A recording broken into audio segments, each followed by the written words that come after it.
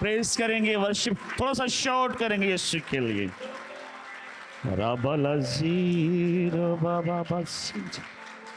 Thank you Jesus.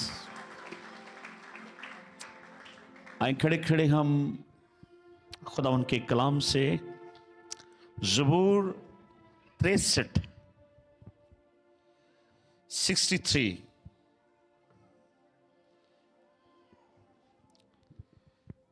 की चंद आयात हम तलावत करेंगे। बाइबल खोल सकते हैं, सामने भी होगा।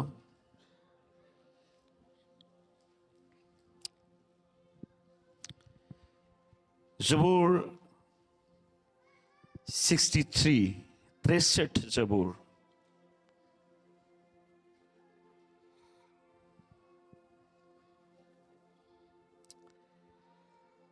ऐ खुदा तू मेरा खुदा है, मैं दिल से तेरा तालब होऊंगा। बेड खोलो बेटे थोड़ा सा। खुश्क और प्यासी जमीन में जहां पानी नहीं, मेरी जान तेरी प्यासी और मेरा जिस्म तेरा मुश्ताक है। आप मेरे पीछे इसको तलावत करें।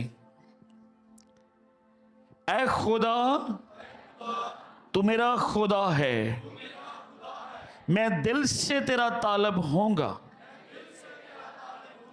खुश्क और प्यासी जमीन में जहां पानी नहीं, मेरी जान तेरी प्यासी और मेरा जिस्म तेरा मुश्ताक है। सब कहेंगे आमीन। आइन तशरीफ रखें।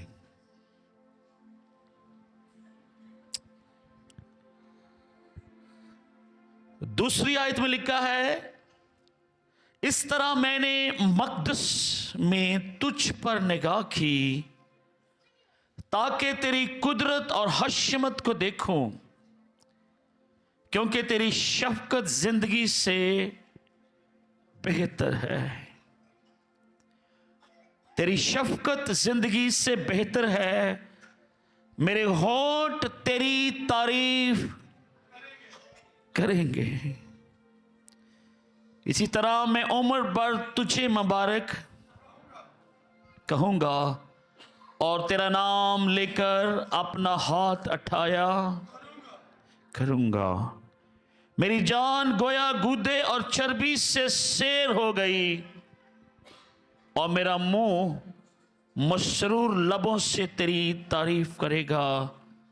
जब मैं बिस्तर पर तुझे याद करूंगा और रात के एक एक पहर में तुझ पर ध्यान करूंगा, इसलिए कि तू मेरा मददगार रहा। सब कहेंगे आमीन। अगर मैं अपने अल्फाज में इस ज़बूर का खुलासा करूं तो ज़बूर नवीस ये कह रहा है कि खुदावन मेरी जान तेरी प्यासी है, मैं हमेशा अपनी निगाहों को तेरी तरफ लगाए रखूंगा और हमेशा तेरी तारीफ में लगा रहूंगा, क्योंकि जमीन पर रहते हुए जमीन की सारी चीजों से मैं बेजार हो गया हूं और मेरी जान जो है इस तरह तेरे लिए प्यासी और तड़पती है जैसे खुश्क जमीन जिसमें पानी नहीं। मैं खुदा का मतलाशी रहूंगा, मैं खुदा का तालब रहूंगा, मैं खुदा को हमेशा तलाश करता रहूंगा, मैं उसकी प्रेजेंस और हजूरी को ढूंढता रहूंगा, मैं उसकी प्रेजेंस उसकी हजूरी में रहना पसंद करूंगा, मैं उसके हाथ के नीचे रहना पसंद करूंगा। मेरी आंखें, मेरा ज़हन, मेरे कान तुझे ढूंढते रहेंगे। ऐ खुदावन तू मेरा मददगार है और मैं तेरी हशमत और बुजुर्गी पर निगाह करूंगा। आमीन।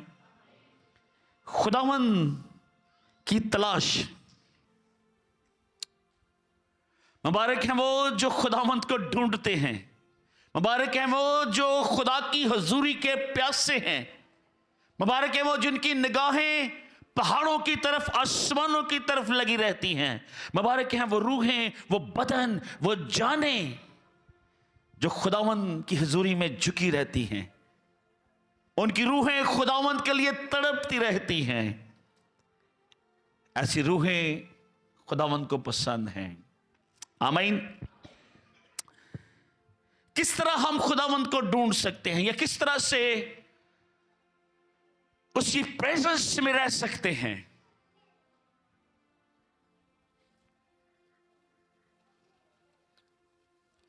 कलाम मुकद्दस में लिखा है, अगर हम ज़बूर 9 को देखें, ज़बूर 9 उसकी 10 में लिखा है, और वो जो तेरा नाम जानते हैं तुझ पर तवक्कुल करेंगे, क्योंकि ऐ खुदावंद तूने अपने तालबों को तर्क नहीं किया। ज़बूर 14 और 2 आयत में लिखा है, खुदावंद ने आसमान पर से बनी आदम पर निगाह की ताकि देखे कि कोई दानिशमंद, कोई खुदा का तालब है या नहीं। खुदावंद ने आसमान से निगाह की और देखे कि कोई खुदा का तालब है, कोई खुदा का प्यासा है, किसी के दिल में खुदा को पाने की जुस्तजू, तड़प है कि नहीं। और खुदा अपने तालबों को ढूंढता है। खुदा की निगाहें उस पर लगी हुई हैं जो उसके तलाशी हैं, जो उसके मुंतजर है, जो उसकी हजूरी में रहते हैं, जो उसकी हजूरी में रहना पसंद करते हैं, जो उसकी प्रेजेंस में रहना पसंद करते हैं। और खुदा की प्रेजेंस और उसकी हजूरी ऐसा नशा है, जब ये लग जाता है तो फिर इंसान उस नशे के बगैर रह नहीं सकता। शायद नशा एक सही लफ्ज नहीं है, लेकिन ये समझ के लिए बड़ा अच्छा है। एडिक्शन हो जाती है आपको। अगर आप वर्शिपर हैं, प्रेयर वॉरियर हैं, दुआगो शख्स हैं, और आपको उस चीज से हटा दिया जाए तो आपकी रूह बुझ जाएगी। सब कुछ होते हुए आप अपने आप को खाली और तनाव फील करेंगे, क्योंकि आपको वो नशा, वो ड्रग मिल नहीं रही। कितने लोगों का ये तजर्बा है? आमीन। अगर आपको ये एक्सपीरियंस है तो, और खुदा ऐसे लोगों की तलाश में है। खुदा कह रहा है ज़बूर 9 में कि कोई ऐसा इंसान, 14 में खुदा आसमान से निगाह कर रहा है कि देखे कोई मेरा तालब है कि नहीं, कोई मेरी तलाश में है कि नहीं, कोई मेरी जुस्तजू में है कि नहीं, कोई मेरी प्रेजेंस को, मेरी हजूरी को पाना चाहता है कि नहीं। ज़बूर में कहता है, मैं तेरी हशमत को बयान करूंगा, मैं तेरी बुजुर्गी को देखूंगा और मैं तेरी तारीफ करूंगा। मैं अपने होठों से तेरी तारीफ करूंगा। जब मैं बिस्तर पर लेट जाऊंगा तो खुदा मैं तेरी तारीफ करूंगा। दो तरह से आप खुदावंत की हजूरी में रह सकते हैं। आप खुदावंत की प्रेजेंस में रह सकते हैं। आप उसको फील कर सकते हैं या उसमें जुड़े रह सकते हैं। नंबर 1, जब आप खुदा के लोगों के साथ रहते हैं, जब आपका हल्का अहबाब दुआगो है, खादम है, वर्शिपर हैं, चर्च है, चर्च से मुतल्लिक सारी चीजें हैं, उसके बाद आप खुदा का कलाम सुनते रहते हैं।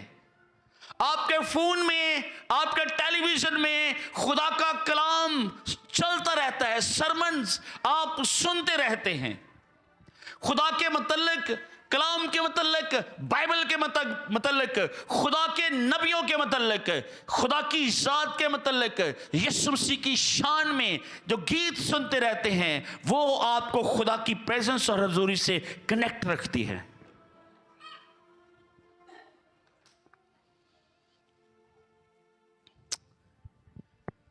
आजकल मेरे बच्चों ने और फरा हर वक्त इस टाइम में सरमन सुनती है। कभी कभी मैं कहता हूं क्या सुन रही है तू? वो जेड़ा भी पादरी है उन्होंने सुनती रहती है, और वो कंटिन्यू चलता रहता है।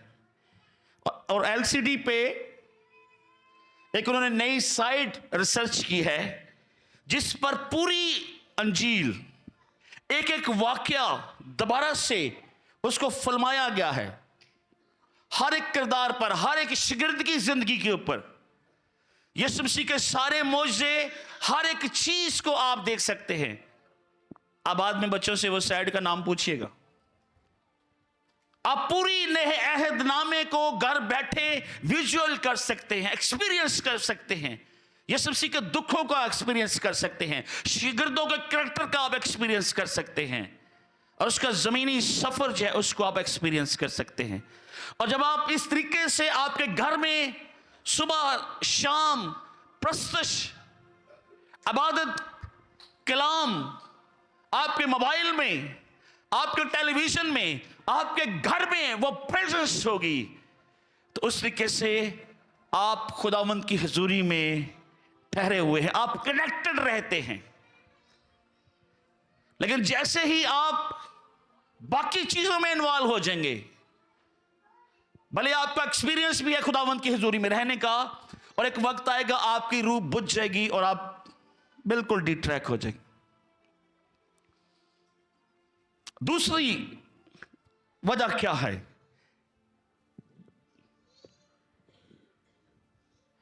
कि आप खुदावंद में कनेक्ट रहें।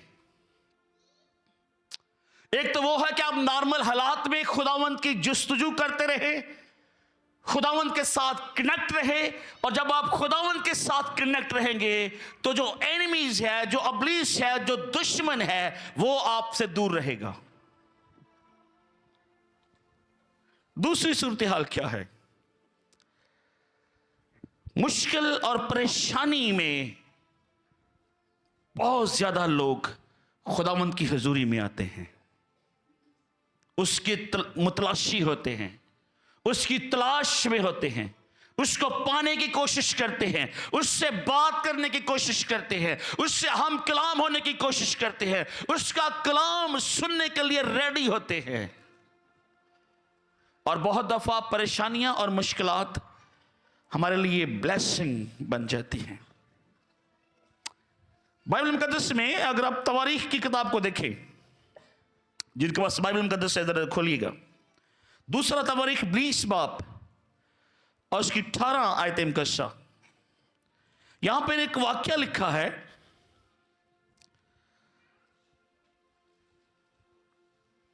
सुनिएगा सिर्फ,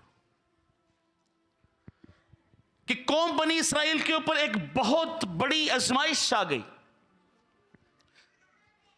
दूसरा तवारीख 20 बाब की 18 आयत से, 3 गैर कौम की फौजें बने इस्राएल के ऊपर चढ़ाई कर रही हैं। बनी अमोन, बनी मुआब और शईर एक दूसरी कौम है। 3 तरह से 3 मुख्तलिफ ग्रुप, 3 मुख्तलिफ फौजें बड़े बड़े अपने फौजों के दस्ते लेकर, उनके फौजी सारे असला समेत कौम बनी इस्राएल पर मुख्तलिफ तरीकों से चढ़ाई करने के लिए रेडी हैं, और खुदा के लोग परेशान हैं। यहोशफत जो इस्राएल की नुमाइंदगी कर रहा है, 18वीं आयत में हम देखते हैं, और खुदा उनके कलाम में लिखा है, और यहोशफत सरनगू होकर जमीन तक झुका, और तमाम यहूदा और यरूशलेम के रहने वालों ने खुदावंद के आगे गिर कर उसको सजदा किया।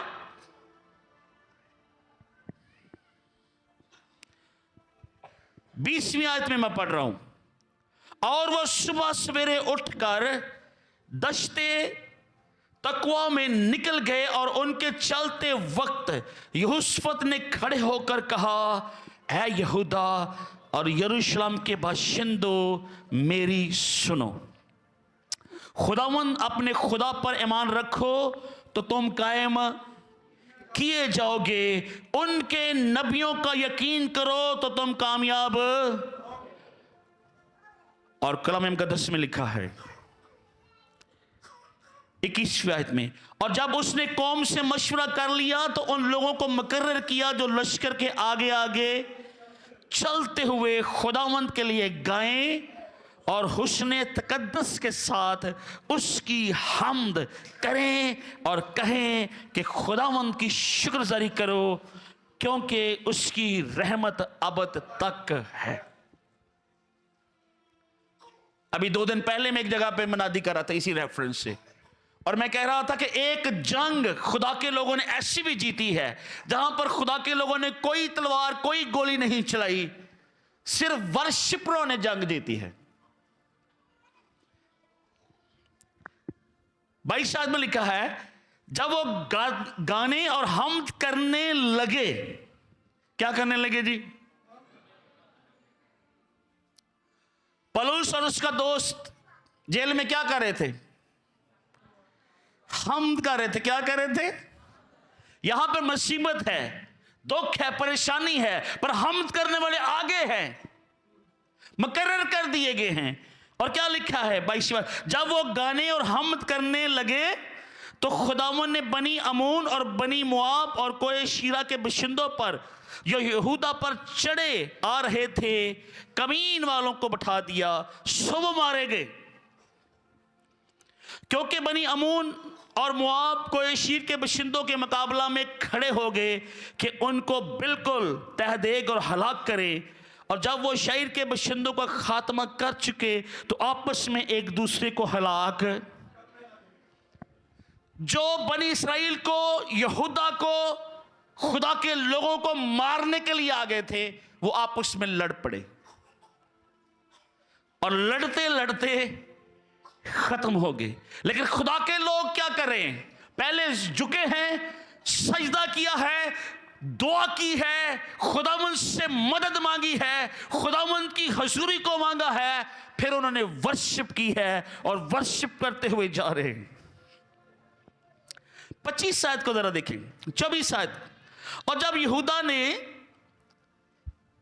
दीदबानों के बुर्ज पर जो बियाबान में था पहुंचकर उस अनबुआ पर नजर की तो क्या देखा कि उनकी लाशें जमीन पर पड़ी हैं और कोई ना बचा। सब दुश्मन।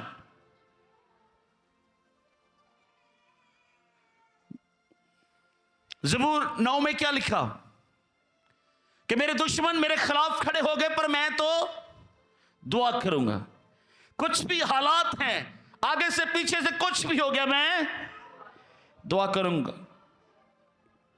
और उसके बाद इन्होंने बहुत बड़ी वहां पर लूट मार की है, इतना ज्यादा माले गनीमत उनको वहां मुयस्सर आया है। मुश्किल में जब आप जुस्तजू करते हैं खुदावंद की,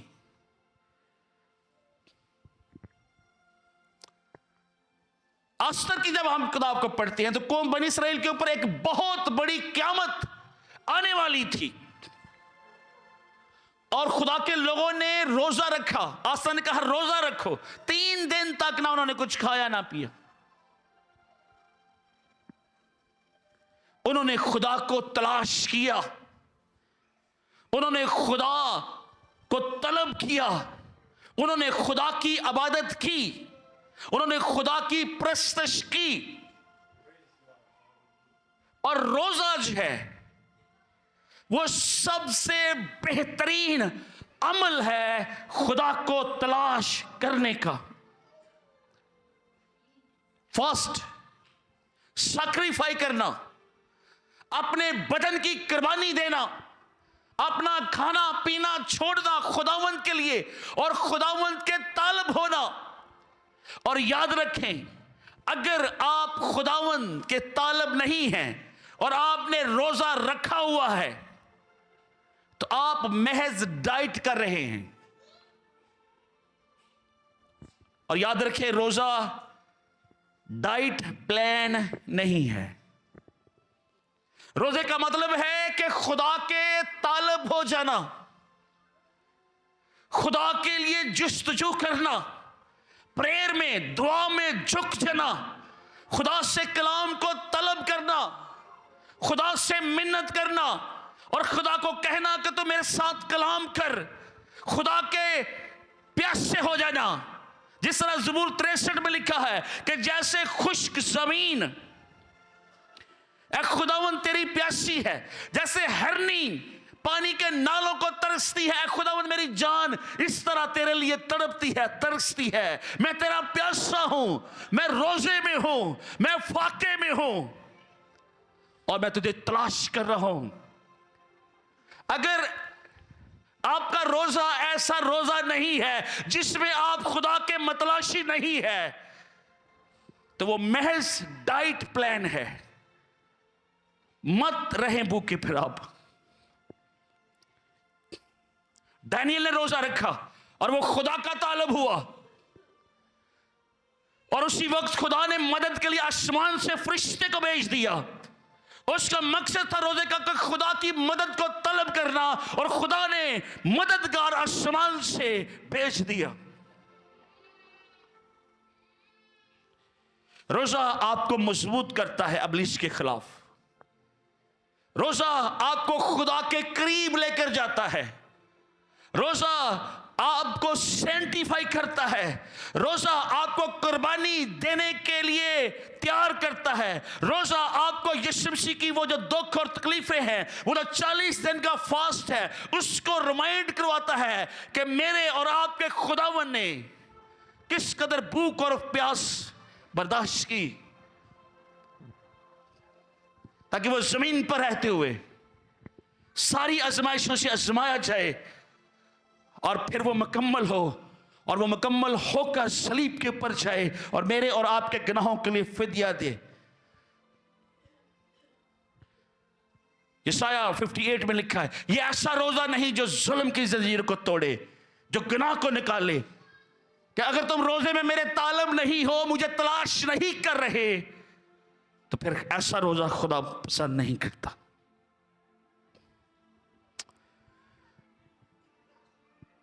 ईमानदार की सबसे बड़ी जो जुस्तजू होनी चाहिए कि हर वक्त खुदा की तलाश, खुदा की प्यास, खुदा की हजूरी में रहने की आरजू, खुदा के घर में रहने की आरजू और तड़प होनी चाहिए। और अगर ये नहीं है तो फिर बड़ा मसला है। रोजे का अल्टीमेटली गोल जो है, याद रखे, खुदा है।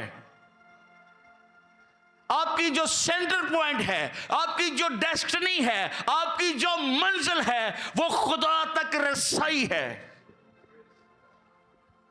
और अगर ऐसा नहीं है तो फिर जो रोजा हम रख रहे हैं कोई फायदा नहीं है।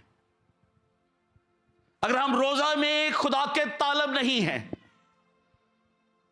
अगर हम रोजे में खुदा को ढूंढ नहीं पा रहे, अगर हम रोजे में खुदा के मुश्ताक नहीं हैं, अगर हमारी तड़प यीशु के ज्यादा नजदीक जाने की नहीं है, अगर हमारी तड़प पाकरू को नजदीक से फील करने की नहीं है, हर इबादत का एक ही मकसद है कि खुदा को प्रेज और वर्शिप करना। और अगर हम खुदा के घर में आकर भी उसकी प्रशंसा नहीं कर रहे और उस दिल से जिस तरह से खुदा चाहता है कि हम उसके तालब हों, उस तरीके से उसको ढूंढ नहीं पा रहे, बंधे हुए हैं, जकड़े हुए हैं, हाथ नहीं चलते, मुंह नहीं खुलता, दुआ नहीं हो रही, तो इसका मतलब है हम उसकी तलाश करने नहीं आए। और याद रखें, जो उसके मतलाशी नहीं है, खुदा उनको शरीर कहता है। खुदा जो खुदा को पाना नहीं चाहते, जो दुआ नहीं करते, जो खुदा के तालब नहीं होते, जो खुदा को पाने की जुस्तजू नहीं करते, कलाम उनको कहता है कि वो शरीर हैं। ज़बूर 10 में क्या लिखा है? शरीर अपने तकब्बर में कहता है कि वो बाज पुरुष नहीं करेगा, उसका ख्याल सरासर यही है कि कोई खुदा नहीं। सिर्फ सुने मेरी बात गौर से। अगर आप दुआ नहीं करते, अगर आप खुदा के मतलाशी नहीं है, तो खुदा का कलाम यह कह रहा है कि आप डायरेक्ट इनडायरेक्ट अल्टीमेटली आपका ख्याल है कि कोई फिर खुदा नहीं है।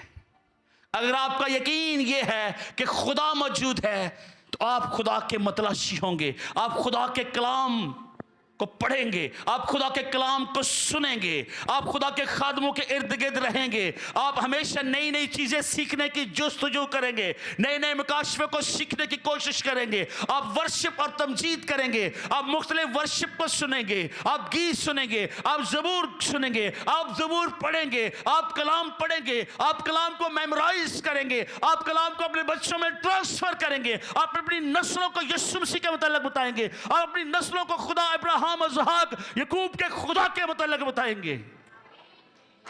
अगर आप जानते हैं कि खुदा जिंदा है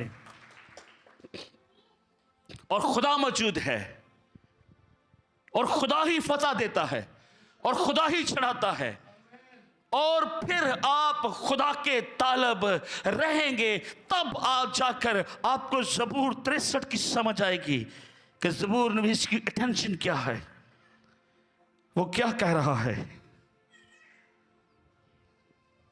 कहता है, ऐ खुदा तू मेरा खुदा है, ऐ खुदा तू मेरा, मैं दिल से तेरा तालब होगा, दिल से मुकम्मल तौर पर, रूह बदन जान समेत अंडरस्टैंड करके, समझ कर, मुकम्मल तौर पर मैं तेरा तालब, यानी मैं तुझे ढूंढूंगा, तुझ पर भरोसा करूंगा, तुझ पर तवक्कुल करूंगा, तेरी सुनूंगा, तेरी प्रशंसा करूंगा, तेरी हम्द करूंगा।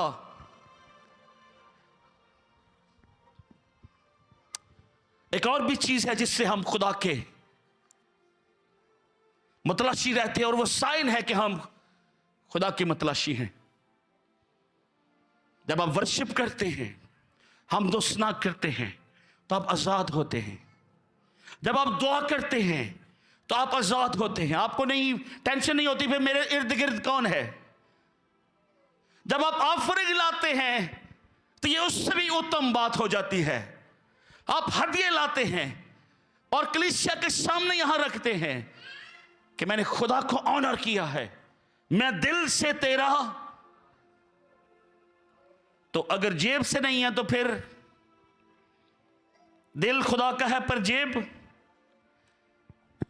और किस तरह क्यों ना हो मैं, दूसरी आयत में लिखा है, इस तरह मैंने मकदस में तुझ पर निगाह की ताकि तेरी कुदरत और हशमत को देखूं, क्योंकि तेरी शफकत जिंदगी से बेहतर है। कहता तेरा जो रहम मुझ पर है, तेरा जो हाथ मुझ पर बड़ा हुआ है, जो जिंदगी तूने मुझे दी है इससे भी कहीं बेहतर है, क्योंकि वो जानता है कि जिंदगी का मंबा खुदावंद है। वो जानता है कि इस जिंदगी के बाद भी जिंदगी है जो हमेशा की जिंदगी है। इसलिए ऐ खुदावंद मैं तेरा तालब रहूंगा, मेरे होंठ तेरी तारीफ करेंगे। इस तरह मैं उम्र भर तुझे मुबारक, किसी खास वक्त में नहीं, संडे को सुबह नहीं, फ्राइडे को इवनिंग को नहीं, बुध मीटिंग में नहीं, मैं हर रोज सुबह दोपहर शाम, दुख में मुसीबत में, खुशी में गम में, मुश्किल हालात में अच्छे हालात में, ऐ खुदावंद मैं तुझे मुबारक कहूंगा। ऐ खुदावंद क्योंकि तू मुबारक है, मैं हर हाल में तेरे मुबारक कहूंगा और तेरा नाम लेकर अपने हाथ उठाया करूंगा। आमीन। तेरा नाम लेकर जदों भी मेरे हाथ उठणगे तेरी तारीफ दे विच उठणगे। ऐ खुदावंद मैं उम्र भर तुझे मुबारक कहूंगा। ये ज़बूर नवीस की जुस्तजू है ये ज़बूर नवीस का दिल है, ये उसके अंदर की बात है। और इसलिए खुदा दाऊद को कहता है कि मुझे मेरे दिल के मुवाफिक एक शख्स मिल गया है। याद रखें, जो सबसे बड़ी, उसके अंदर बहुत सी कमियां भी थी, लेकिन जो सबसे बड़ी बात थी दाऊद में, वो ये थी कि वो दुख में भी खुदावंद की हुजूरी में झुका हुआ है। वो अच्छे हालात में भी उसकी तारीफ कर रहा है। जब उसके दुश्मन उसको तंग करते हैं तब भी उसकी निगाहें खुदावंद के ऊपर हैं। और वो कहता, मैं सिर्फ दुआ करूंगा, मैं हमेशा खुदा का तालब रहूंगा, मैं हमेशा उसको पाने की जुस्तजू करता रहूंगा। और मुबारक है वो जो उसको ढूंढते हैं। ढूंढोगे तो, और जब तुम खुदा को ढूंढोगे, खुदा के मतलाशी होंगे। यीशु मसीह की मशहूर स्टेटमेंट है, पहले तुम खुदा की बादशाही को मतलाशी हो जाना खुदा के लिए, और हर वक्त उसको ढूंढते रहना, उसकी प्रेजेंस को फील करना। कहीं भी है, रोड पे है, कहीं भी है, उसको फील करना, उसको महसूस करना, उसकी हमदो सना करना। जब आपका वो तीरा बन जाएगा, आपका दस्तूर बन जाएगा, आपकी जिंदगी का रवैया बन जाएगा, तो आप चलते फिरते दूसरों के लिए बाइस बरकत बन जाएंगे और इब्लीस आपके करीब नहीं आ सकेगा। और लोग आपकी जिंदगी से अंदाजा करेंगे कि ये शख्स खुदा का तालब है, ये शख्स खुदा का है, ये खुदा के साथ चल रहा है। लेकिन कब? जब सुबह, दोपहर, शाम, हर वक्त आप उसकी तारीफ में लगे रहेंगे। Praise the Lord. आए कदमों पर खड़े हो, थोड़ी देर के लिए तारीफ करेंगे उसकी। Thank you Jesus, hallelujah. राबाला ज़रा का बशिंदर।